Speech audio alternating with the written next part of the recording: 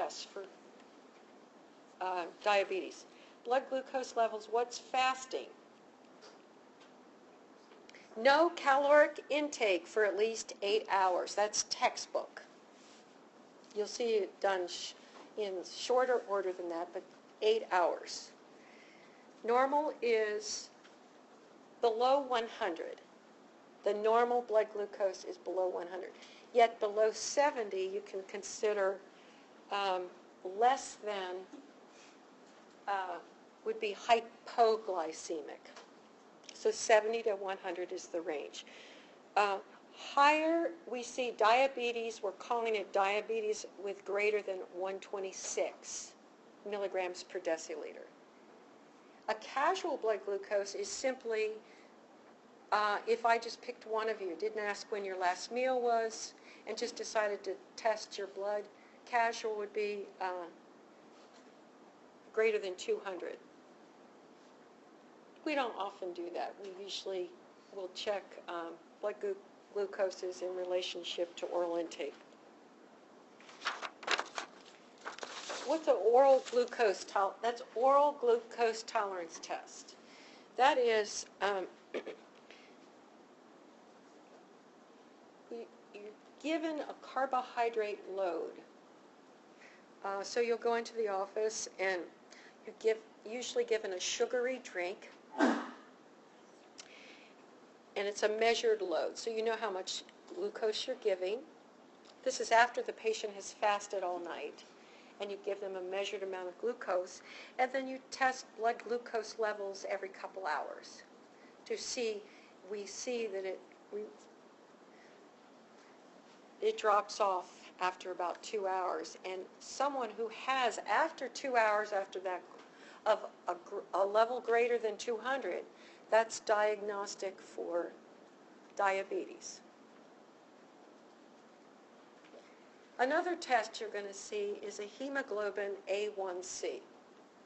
Now, back in the early days of this course, we talked about red blood cells, and of course they have the hemoglobin, which is the responsible for the color, but hemoglobin is oxygen carrying capacity, and they live and they hang around. They're born and they live 120 days, right? So the appearance of red cells, when we do this test, we look for what we call glycosylated hemoglobin.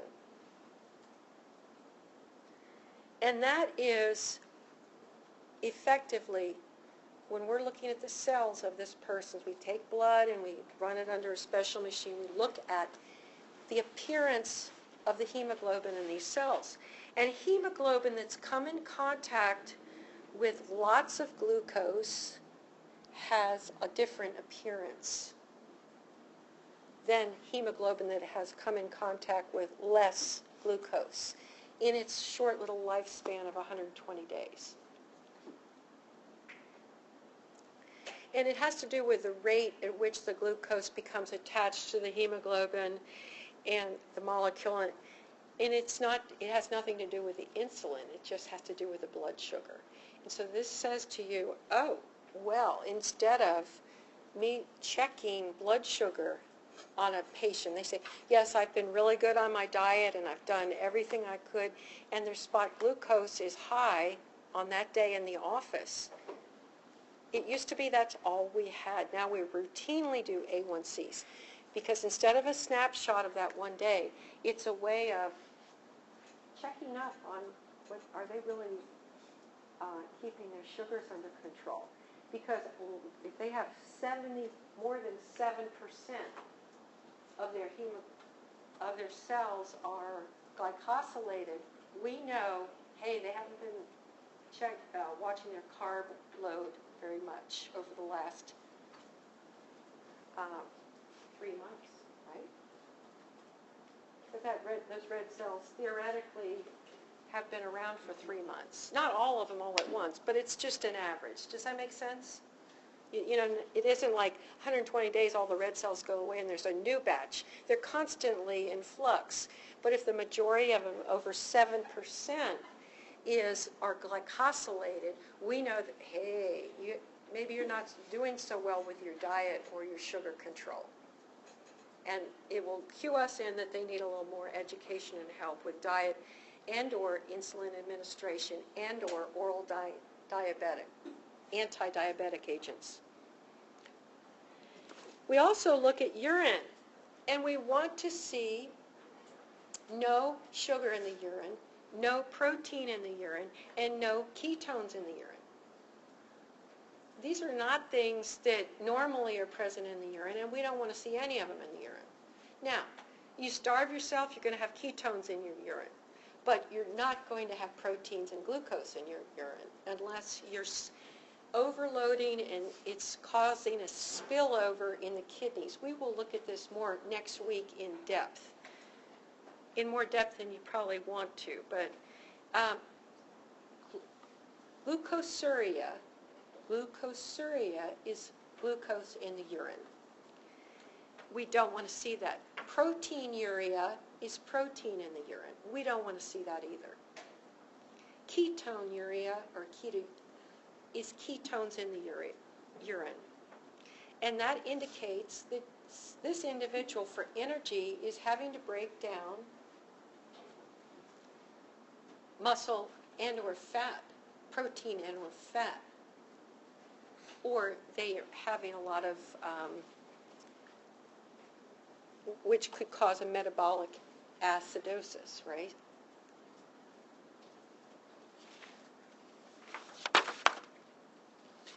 Basic path of type 1. Beta cells destroyed. They don't produce any insulin. This causes the blood glucose levels to rise. Blood glucose is not able to get into the cells.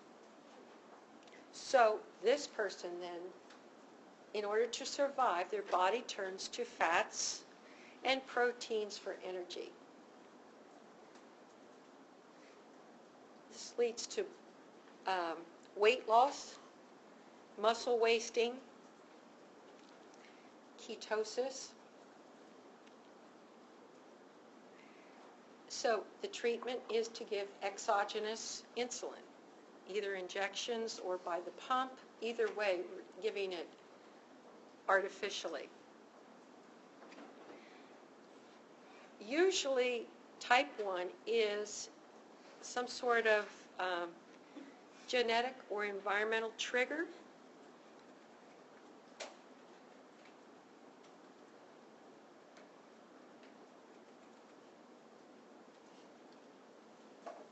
Sometimes we can actually test for insulin autoantibodies. But in any case, we see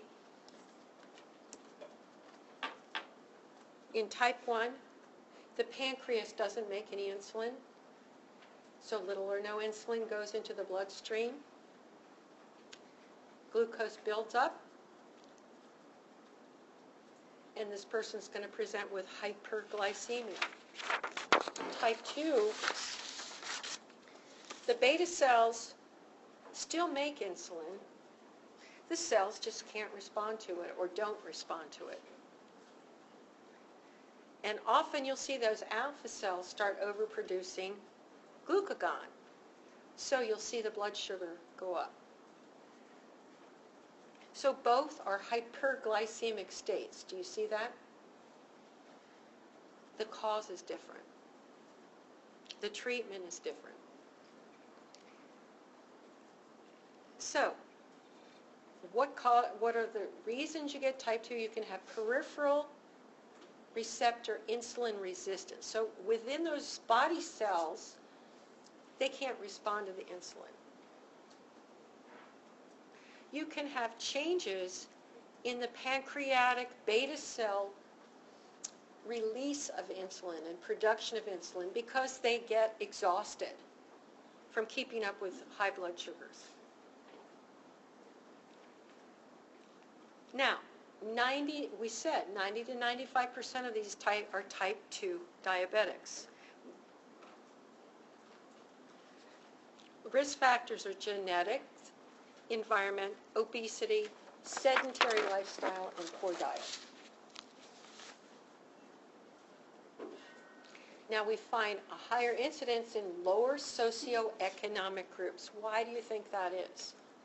Type 2. Because the cheaper foods sometimes are high carb. They're unhealthy foods. Who in the right mind, who is struggling to put anything on the table for their kids, is going to go buy organic when it's so much more expensive? That's the disparity, is we see a high incidence of type 2. Alarmingly, though, we're seeing across all socioeconomic groups now. So, type 2, you see impaired insulin secretion, leading to type 2 diabetes, and you will see liver is producing more glucose, or glucagon, I should say, and the muscles then are able to, their uptake of glucose is diminished. So these individuals might have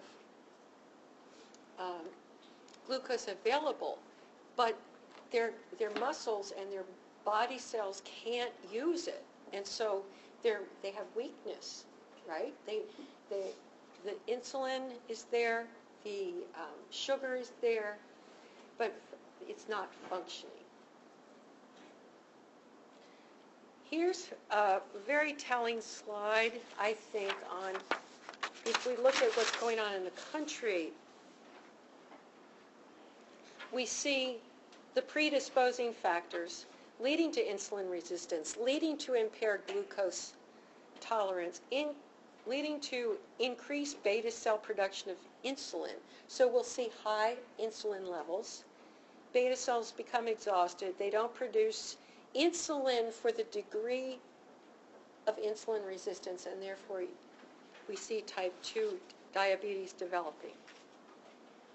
Now, there's evidence, by the way, that every time a cell is exposed to insulin, the GLUT4, those receptors, is decreased somewhat every time it's exposed to insulin. So each time then you need more and more insulin to produce the same number of GLUT4s. Do you see that? So it's those GLUT4 receptors. Too much insulin is diminishing the number of those GLUT4 receptors. That's the current research on what we think. Interestingly, we see a direct correlation between exercise and improvement of this.